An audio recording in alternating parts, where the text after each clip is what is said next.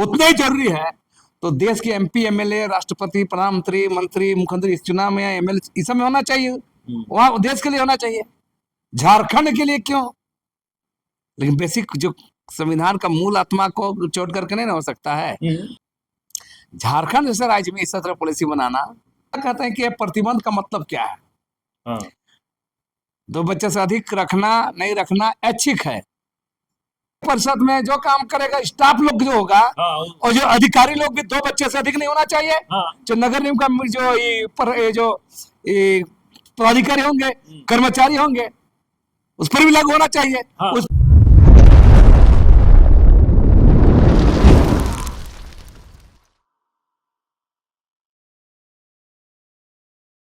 नमस्कार, जोहार। आप देख रहे हैं झारखंड स्वतंत्र खबर। आज एक अहम मुद्दा लेकर के हम लोग बात करेंगे कि जिस तरह से आदिवासी को लेकर के लगातार लक्ष्मण नारायण मुंडा अपनी आवाज बुलंद करते रहते हैं, उससे सभी नगर निगम चुनाव हाल ही में है। तो 2 बच्चा का जो चुनाव लड़ना, 2 बच्चे से अधिक जिनको है वो चुनाव से वंचित रहेंगे, चुनाव लड़ने से वंचित रहेंगे। तो हमारे साथ लक्ष्मी दाहर जानेंगे कि जिस तरह से नगर निगम का ये आया है बयान, तो उस पर ये क्या सोचते हैं, क्या आदिवासियों का अधिकार छीनने का ये साजिश है? तमाम बात करते हैं लक्ष्मी से जुड़ते हैं। जोहार। जोहार। जो नगर निगम चुनाव लड़ेंगे जिनका 2 बच्चा रहेगा, 2 बच्चा जो अधिक रहेगा चुनाव नहीं लड़ पाएंगे, तो इस पर आप क्या कहेंगे?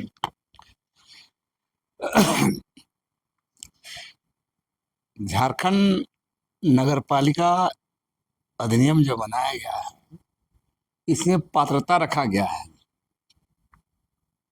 2013 में ही, कि जो जिनके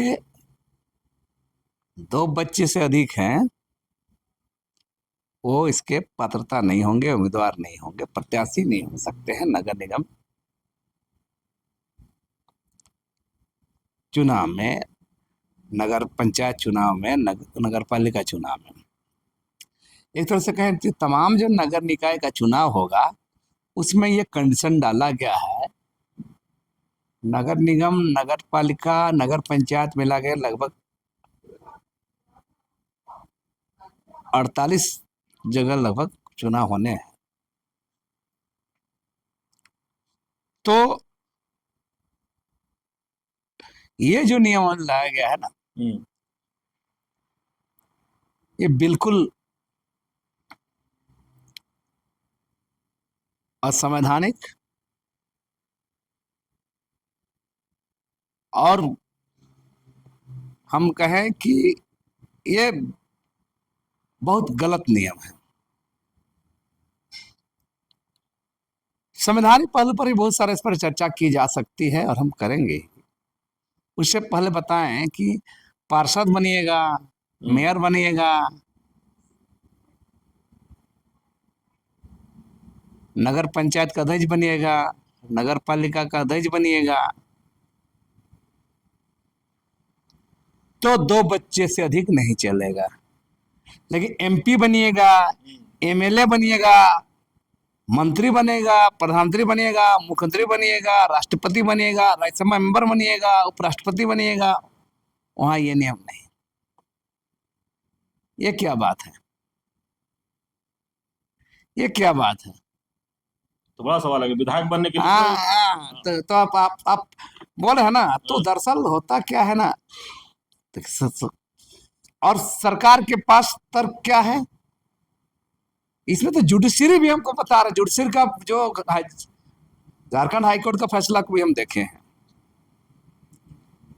समझ में नहीं आता हाईकोर्ट भी ऐसे फैसले कैसे दे देते हैं। मैंने जज बन के बैठ गया तो सब कुछ सही होता है क्या? कहा गया लोक प्रतिनिधित्व अधिनियम 1951, जन प्रतिनिधित्व 19 जो की धारा है 1951, उसमें तो ये प्रतिबंध नहीं है।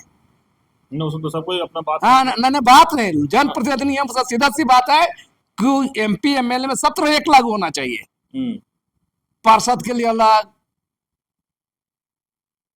मेयर के लिए अलग, नगर पालिका का अलग, ऐसा थोड़ा होता है। तो जन प्रतिनिधित्व अधिनियम 1951 का उल्लंघन है। साथ ही उल्लंघन अनुच्छेद 21 का भी है, उल्लंघन अनुच्छेद 14 का भी है। हम 3 को बात बोल दिए। ये 3 को उल्लंघन क्यों करिएगा? आप देश का कोई भी कानून, संविधान से बड़ा तो कोर्ट भी नहीं है, नहीं। न पार्लियामेंट है, न सरकार है। तो ये संवैधानिक चीजों को गला घोटने का काम आज सरकार करिए रही, जुडिशरी के द्वारा भी कहीं ना कहीं ये सब हो रहा, चल रहा है, हम बता रहे हैं आपको।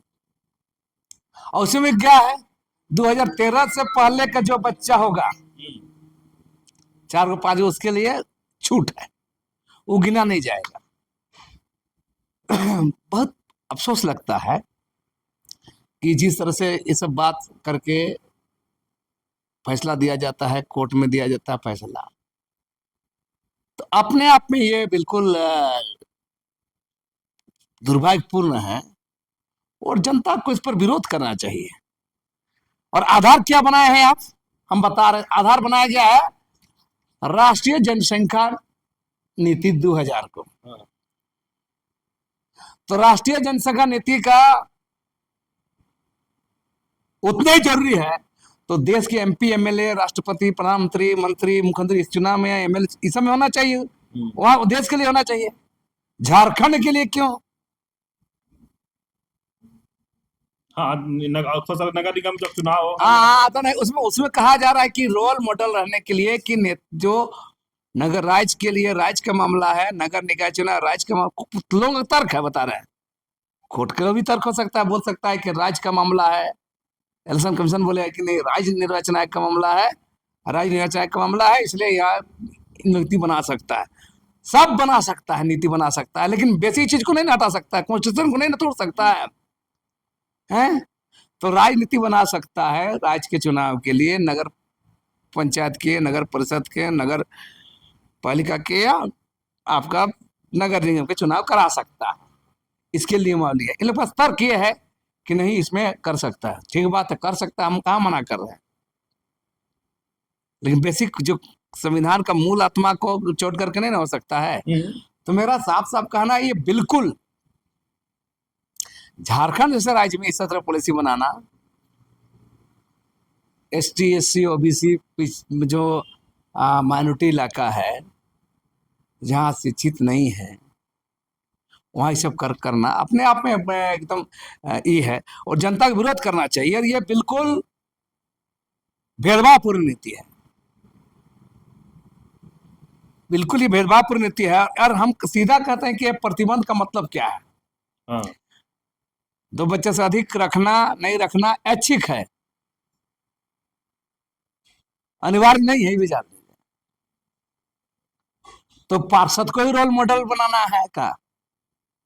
तब तो हम कहेंगे नगर निगम में जो काम करेगा, नगर पंचायत में जो काम करेगा, नगर परिषद में जो काम करेगा, स्टाफ लोग जो होगा, हाँ। और जो अधिकारी लोग भी 2 बच्चे से अधिक नहीं होना चाहिए। हाँ। जो नगर निगम का जो पदाधिकारी होंगे, कर्मचारी होंगे, उस पर भी लागू होना चाहिए। हाँ। उस पर लागू क्यों नहीं हो रहा है? तो मेरा साफ साफ कहना, नगर पंचायत, नगर निगम, नगर परिषद, नगर पालिका जितना भी होगा, जितना स्टाफ को भी चपरासी से लेकर अफसर तक, कलर सबको वहां पर 2 बच्चे से अधिक नहीं होना चाहिए।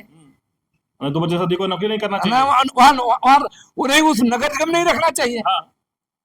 तो ये फालतू बकवास है, और हम कह रहे हैं कि इस पर जो भी किया है, नगर पालिका अधिनियम जो बनाया है, चाहे अर्जुन मुंडा के समय या हेमंत सोरेन के समय या जिसके समय में, ये बिल्कुल बिल्कुल असंवैधानिक भेदभावपूर्ण नीति है, और ये एसटी एसटी ओबीसी माइनॉरिटी के खिलाफ है। हम बता रहे साफ साफ।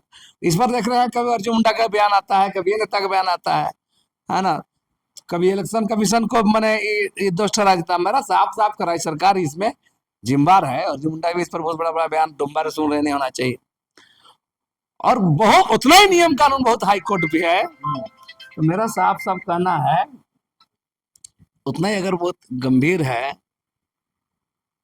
जुडिशरी पर सवाल नहीं उठा, क्यों नहीं उठाया जाएगा? क्यों जुडिशरी पर सवाल नहीं उठाया जाएगा भाई? उस हिसाब से तो शेड्यूल इलाका में नगर पालिका, नगर निकाय का चुनाव नहीं होना चाहिए। हम बता रहे, सुनिए, शेड्यूल इलाका में नगर निकाय का चुनाव नहीं करना चाहिए। उस पर हाईकोर्ट कुछ नहीं बोलेगा।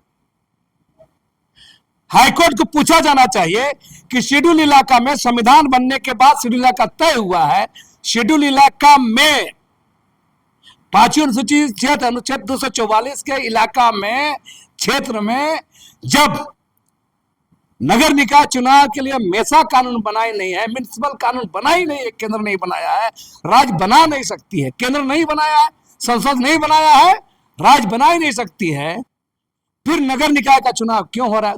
उस पर हाईकोर्ट कुछ नहीं बोलेगा, कुछ नहीं बोलेगा। हाईकोर्ट का जज लोग को भी हमको तो ताजुब लगता है, बता रहे हैं, जज लोग पर भी ताजुब लगता है कि नगर निकाय चुनाव पर ये लोग फैसला देते हैं, निर्णय देते हैं, इस पर क्यों नहीं बात करते हैं? 5वीं अनुसूचित क्षेत्र अनुच्छेद 244 शेड्यूल एरिया में नगर निकाय चुनाव कराने के लिए देश का पार्लियामेंट, देश की संसद कानून नहीं बनाई है। देश की संसद शेड्यूल एरिया में अनुच्छेद 244 के क्षेत्र में पंचायतों के चुनाव के लिए पेशा कानून बनाई है, लेकिन नगर निकाय के लिए मेसा कानून नहीं बनाया है, तो उस पर बात नहीं करेंगे।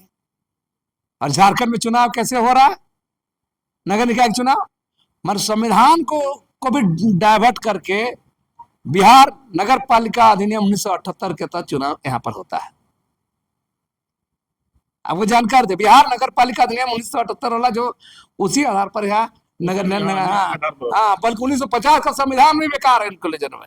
तो हाईकोर्ट वहां पर भी सुन्नत से देखते हैं, तो बोले क्या बोले ना, अंधेर नगरी चौपड़ राजा, है ना, टकसर भेजिए टकसर खा जा। इलेक्शन कमीशन, कोर्ट, सरकार, है ना, समर्थ के दोस्त हो ही नहीं गुसाई। सरकार भी समर्थवान है, हाई कोर्ट भी समर्थवान है, इलेक्शन कमीशन भी समर्थवान है, तो जो करो जैसा करो थोप दो, जनता को चीप के रखो। लेकिन दादा नगर निगम का जो नियमावली है कि 2% से अधिक चुनाव, तो सबसे बड़ा नुकसान किसको होगा? ये लोकतंत्र को कमजोर करने का है, संवैधानिक आत्मा को कमजोर करने का है, कुचलने का है। इसमें जो शामिल है, सरकार शामिल है, आपका कोर्ट शामिल है, चाहे आपका इलेक्शन कमीशन शामिल है, ये लोकतंत्र कमजोर करने का है। ये कमजोर कौन लोग होंगे? ST SC OBC minority, Jharkhand से पिछड़ा इलाका, और ये जनता को ही कमजोर करने का है ना। जो संवैधानिक कोर्ट, चाहे हाई कोर्ट और सुप्रीम कोर्ट इस पर फैसला देखती है, तो हाई कोर्ट सुप्रीम कोर्ट को भी हर फैसले में कम से कम एक चीज देखना चाहिए कि कॉन्स्टिट्यूशन का उल्लंघन हो रहा है कि नहीं, संविधान की मूलतत्व बची है कि नहीं। लेकिन हमको नहीं लगता है इस सुप्रीम कोर्ट से लेकर हाई कोर्ट इस पर गंभीर अभी तक है।